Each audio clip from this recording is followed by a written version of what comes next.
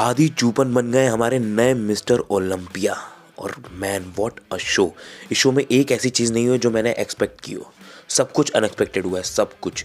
यहाँ पे सेकंड रहे हैं डेरिक लंसफर्ड, थर्ड निक वॉकर, फोर्थ ब्रैंडन करी, फिफ्थ बिग रैमी और सिक्स्थ सैमसन दौदा। कुछ भी अनएक्सपेक्टेड प्लेसिंग नहीं थी यहाँ पे एक चीज़ जो सबसे ज़्यादा मुझे समझने में मुश्किल हो रही है वो ये है कि यहाँ पे डेरिक लंसफर्ड जीत चुके हैं निक वॉकर से। इसमें सिर्फ एक रीजन दिख रहा है डेरिक लंसफर्ड के जीतने का मुझे, वो है डेरिक का सुपीरियर स्ट्रक्चर और शेप। बिकॉज साइज में अगर हम लोग देखें तो यहाँ पे निक वॉकर बेटर थे, कंडीशनिंग वाइज भी बेटर थे निक वॉकर, बट यहाँ पे शेप और स्ट्रक्चर को ज्यादा प्रेफरेंस दी जजेस ने, जो चीज मैं यहाँ पे बिल्कुल भी नॉक नहीं कर रहा हूँ, बहुत सही चीज है। और मैं ये नहीं कह रहा हूँ यहाँ पे डेरिक सेकंड प्लेस डिजर्व नहीं करते थे, बट मैं बस एक सवाल उठा रहा हूँ।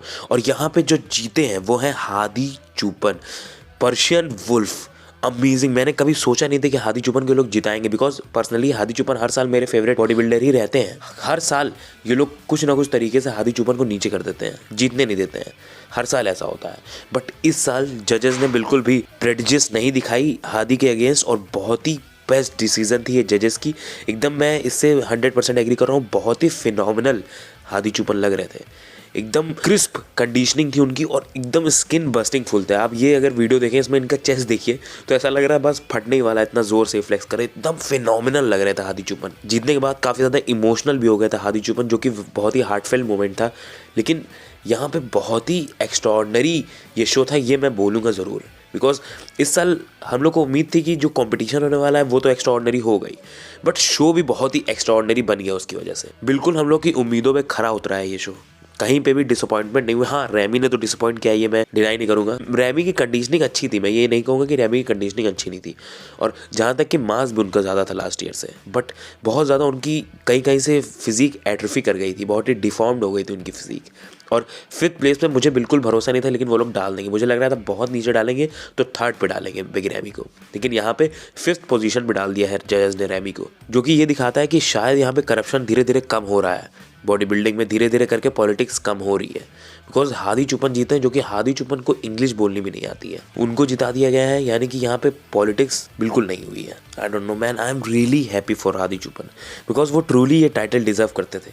बट जब प्री जजिंग भी हुई थी, उन लोगों को बीच में खड़ा करके जब कंपैरिजन करा रहे थे डेरिक और हादी का, मुझे ये लग नहीं रहा था कि यहाँ पे हादी चुपन जीत जाएंगे या डेरिक सेकंड भी आ जाएंगे, मुझे ये भी नहीं लग रहा था। बिकॉज अगर हम लोग जजेस की जजिंग देखें शुरुआत से उठा के, तो हमेशा ऐसी नहीं हुई है, ऐसी जैसी आज हुई है वैसी नहीं हुई है। ऐसी हमेशा जैसा हम लोग सोचते थे, जैसा हम लोग चाहते थे वैसा नहीं होता था, थोड़ा डिफरेंट ही होता था। लेकिन यहाँ पे डिफरेंट हुआ है, इस वजह से डिफरेंट हुआ है बिकॉज मैं जजेस की तरीके से सोच रहा था, अब जो भी है। लेकिन यहाँ पे बहुत ही फिनोमिनल डिसीजन जजेस का। और फिर पीपल्स चैंप अवार्ड मिला निक वॉकर को। निक वॉकर भी काफ़ी एक्स्ट्रॉर्डनरी लग रहे थे, बट पता नहीं क्यों बहुत एक्सट्रीमली स्टॉकी लग रहे थे वो निक वॉकर। बिल्कुल भी एस्थेटिक फिजिक नहीं लग रही थी अब उनकी। अब उनकी धीरे धीरे करके बहुत ज़्यादा कॉम्पैक्ट होती जा रही है फिजिक। अब मेरे हिसाब से जब तक उनकी यंग लुकिंग मसल है तब तक ठीक है, लेकिन जैसे ही उनकी थोड़ी सी ओल्ड लुकिंग मसल होगी, उनकी फिजिक बहुत ही डिफॉर्म्ड हो जाएगी बिग रैमी की तरह ही। बिकॉज बिल्कुल भी कहीं पे भी उनकी फिजिक में एस्थेटिक्स नहीं है, बिल्कुल भी प्लीजिंग नहीं लगती उनकी फिजिक देख के, ये बोलना पड़ेगा। और वो थोड़े डिफरेंट तरीके से पोजेस हिट भी करते हैं। फ्रंट डबल बाइसेप्स में अगर हम लोग देखें तो अपना हाथ को ज़्यादा नीचे झुका देते हैं, जिसकी वजह से उनके हाथ बहुत छोटे लगते हैं। और उनके हाथ वैसे ही इतने ज़्यादा मस्कुलर हैं, और ये करने के बाद और ज़्यादा मस्कुलर लगते हैं। बल्कि ये एक ऐसे बॉडी बिल्डर होंगे जिनको कुछ ऐसा करना चाहिए जिससे इनके आर्म्स थोड़े मोटे कम लगे, जिससे इनके आर्म्स थोड़े मस्कुलर कम लगे। फिर बात करते हैं हम लोग ब्रैंडन करी।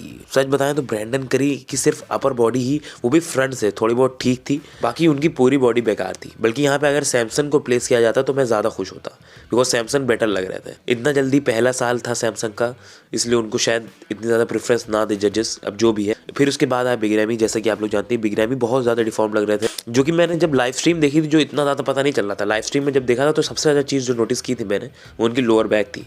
बट जब मैंने फोटोज़ देखी तब असली में देखा बहुत ज़्यादा डिफॉर्म लग रहे थे बिग रैमी। धीरे धीरे करके उनकी काफ़ी जगह की मसल एट्रोफी भी हो रही है, सिर्फ लोअर बैक की ही मसल की इशू नहीं है इनका, इनकी ट्राइसेप्स गायब हो चुकी हैं, इनके ग्लूट्स में कुछ डेंट्स टाइप के दिख रहे थे। अब जो भी है, मैं ये नहीं कह रहा हूँ, कुछ एलिगेशंस नहीं लगा रहा हूँ मैं। और यहाँ सैमसन आए सिक्स्थ पे। मैं सच बताऊँ, मेरे लिए जो सबसे शॉकिंग बॉडी बिल्डर रहा है वो सैमसन ही रहा है। बिकॉज मुझे पता था, मुझे उम्मीद थी डेरिक लंसफर्ड से कि वो काफ़ी अच्छा करेंगे। मेरे टॉप 4 में थे डेरिक लंसफर्ड, तो अब यहाँ पे 2 ही प्लेस आगे बढ़े हैं। लेकिन यहाँ पे सैमसन मेरे टॉप 12 में भी नहीं थे, और सैमसन तकरीबन समझ लीजिए टॉप 12 से बाहर थे मेरे, और अब 6 पे आ गए हैं। तो यहाँ पे सबसे बड़ा जंप लिया है सैमसन ने।